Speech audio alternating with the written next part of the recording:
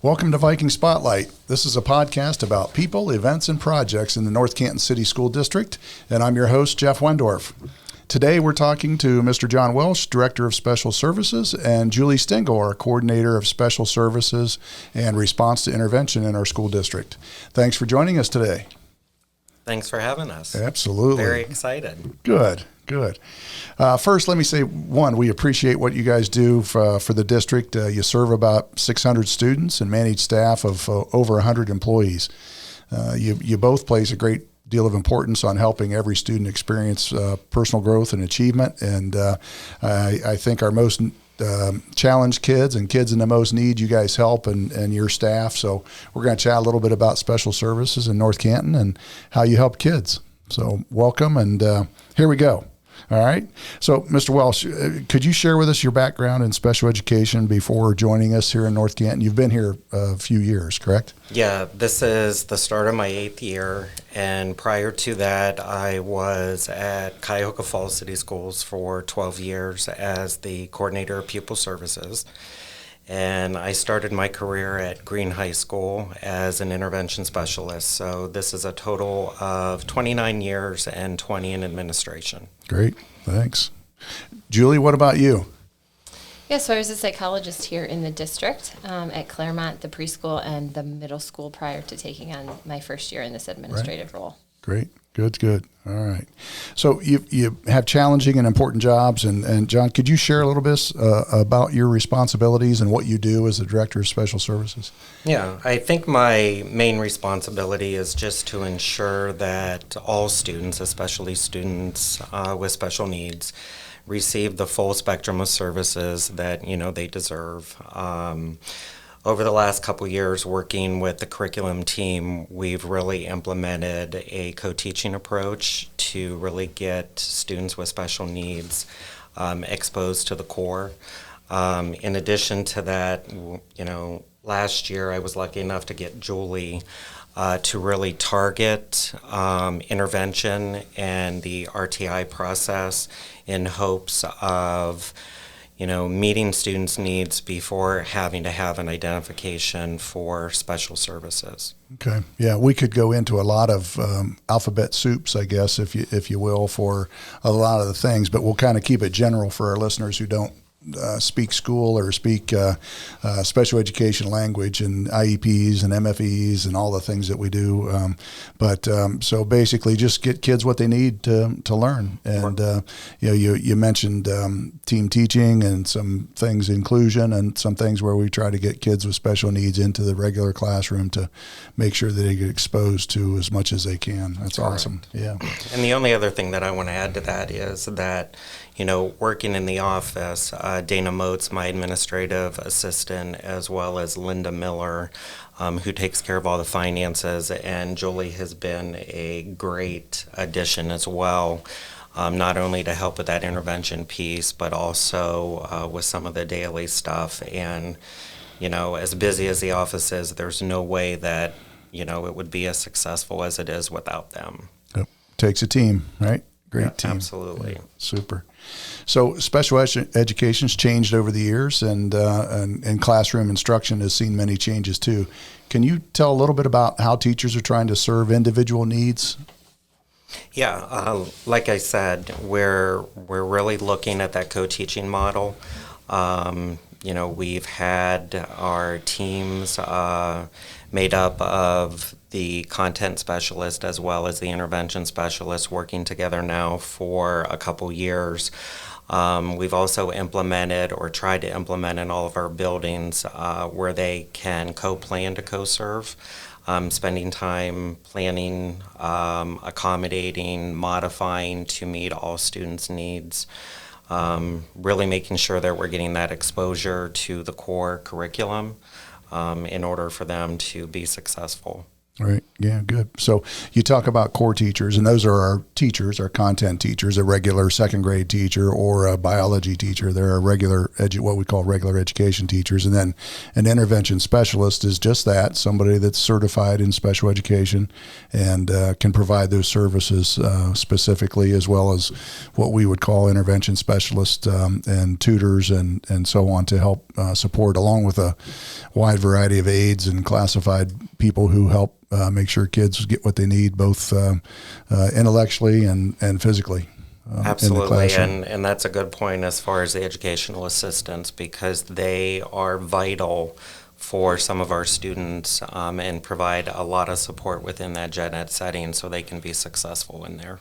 Right. So approximately 600 students with either a learning or physical disability, and that's about, 12-15% of our population, I think. Yeah, we're pushing 15%, and that's one of the reasons why I was excited. When you and Mr. Pilati allowed Julie to come on board to really look at that intervention piece. To see if there's a way to be more proactive than reactive and give the kids, that intervention that they need prior to, and hopefully not needing to then be identified for special ed services. Right.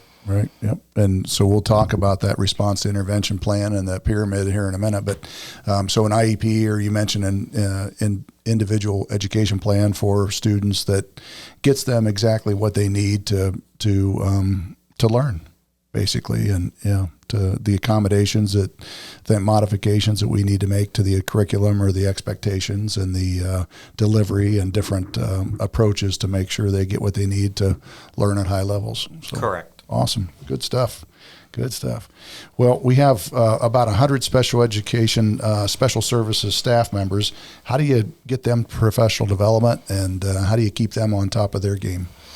For the professional development, we really try to have them work alongside content specialists, those gen ed teachers, especially since we have that co-teaching model.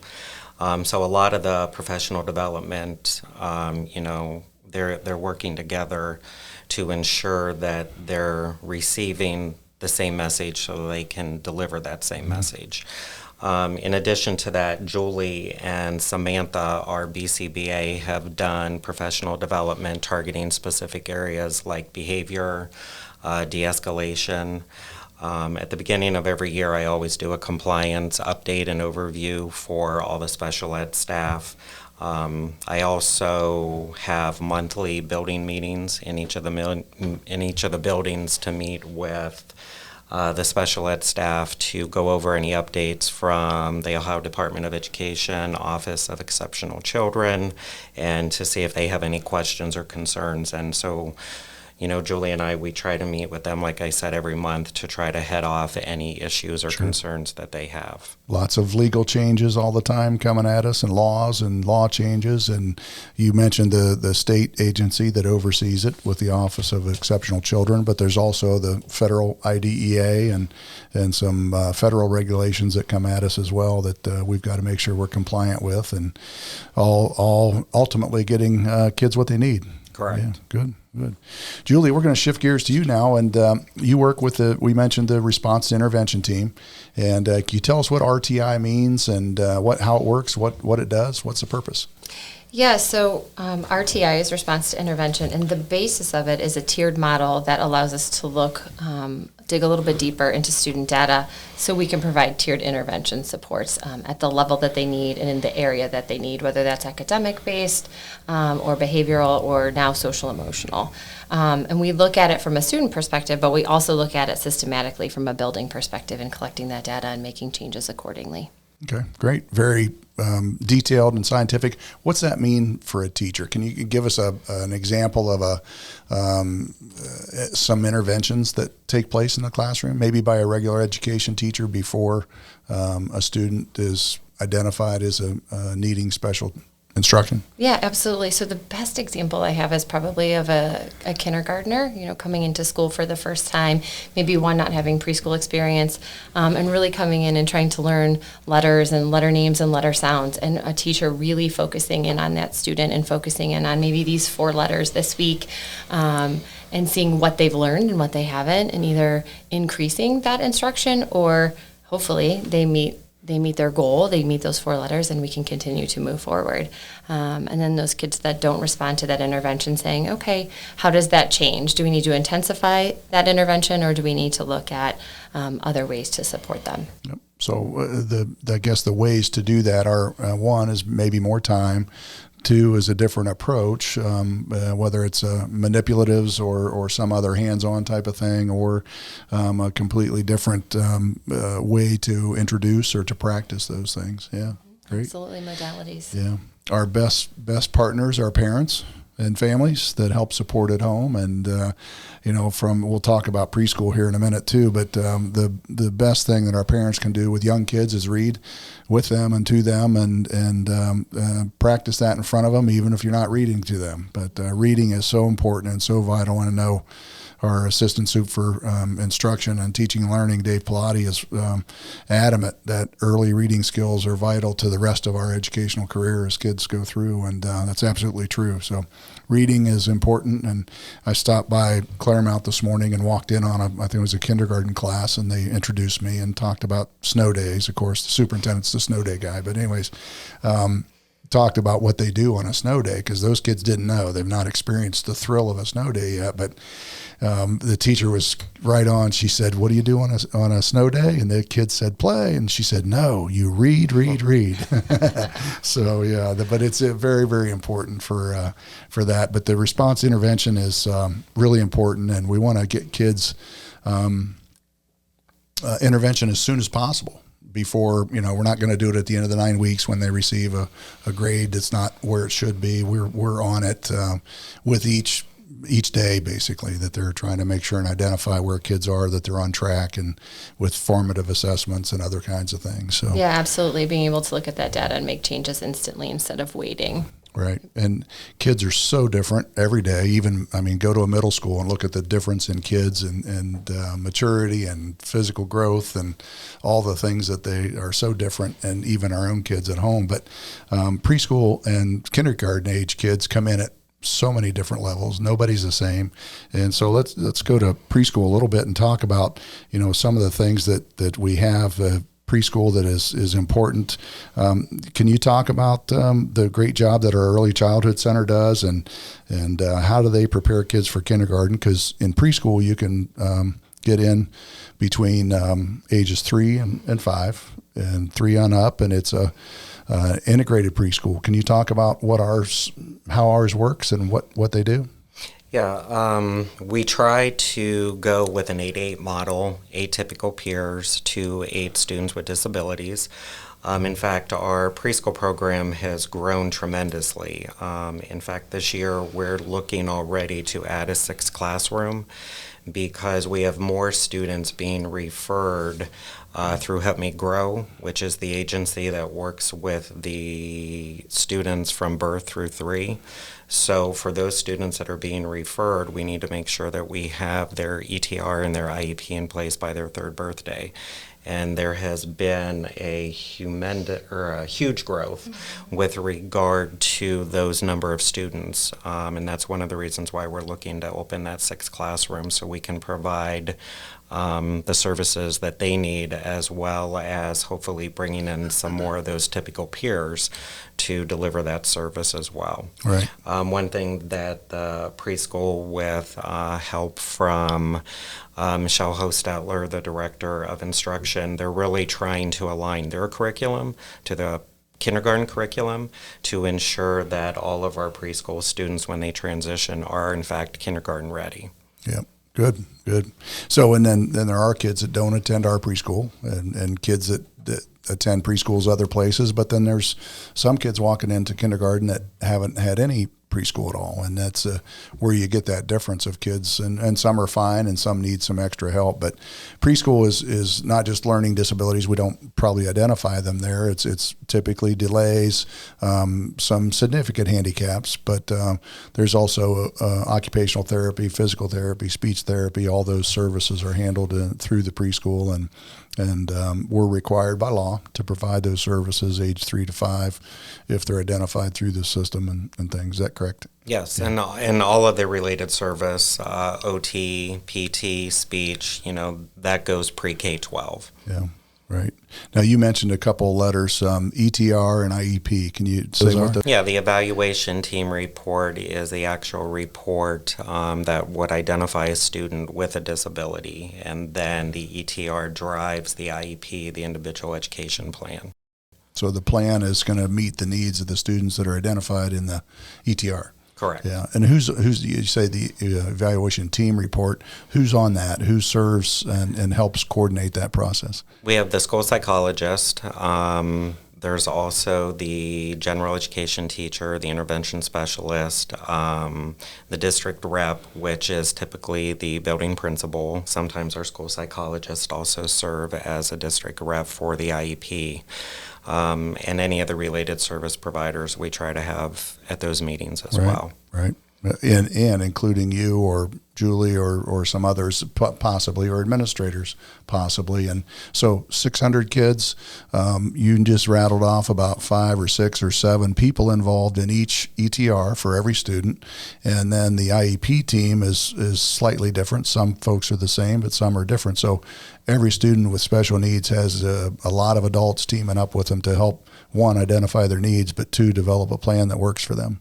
Correct. Just to ensure that they're receiving all the services that they need to be successful. Yeah. Big effort. Good. Thanks. Well, there's another segment of students that we have at North Canton that also need some help, and your department kind of handles students that are homeless, and to try to get them. So the laws regarding the education of homeless have changed over the years, in the last 10 years specifically. But could you tell us about those responsibilities for public school districts to help serve homeless students? Yeah, I would say that the biggest concern would be for their enrollment. Many of the families, they don't have all of the documents that are typically required for enrollment, and that's okay. We take them, we get them enrolled as soon as possible to get them in school. The other concern at times is transportation. So we work with other districts to help to ensure that, the students are able to be transported as well.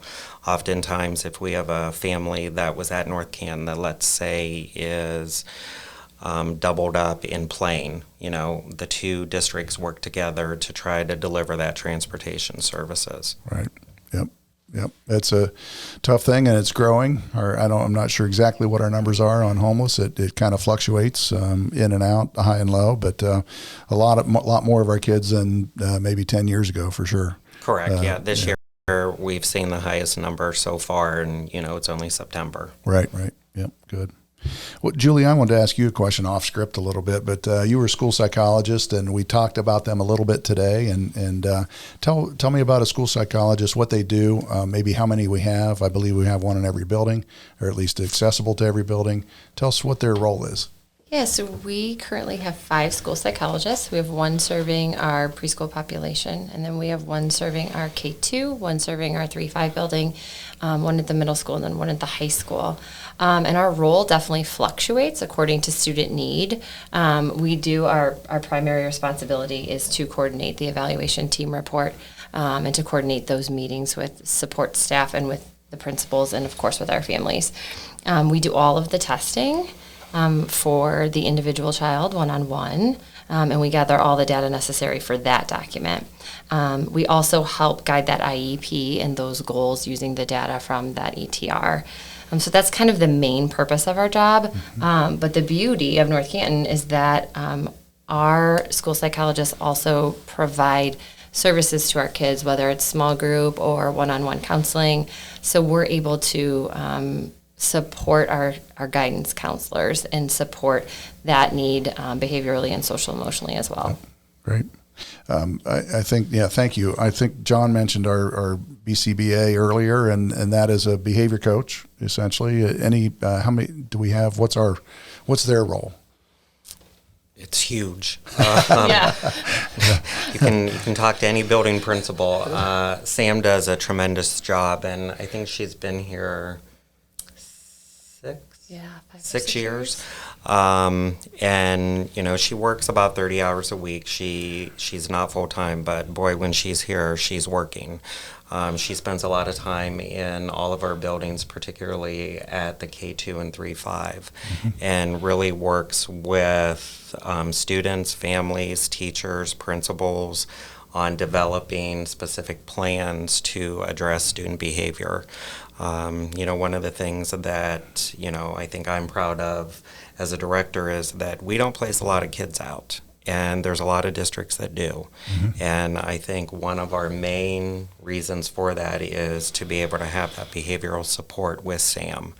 The other thing is having that additional school psych. I think it was 2 years ago that we, were fortunate enough, you and Mr. Pilati allowed us to hire that fifth psych to really help with RTI, not only academically, but also behaviorally. And like Julie said, the psychs really jump in when needed to help with behavior and social-emotional learning and so forth. And I think all of that allows us to keep kids in district instead of looking for a placement for them out of district. Right, yeah. And I would say thank you for the services that you guys provide in keeping our kids here, and also in regular ed classrooms as much as possible in that inclusion setting. So that's important for growth. And the behavior piece, we've got some young folks who are really challenged with lack of support and lack of maybe some experiences to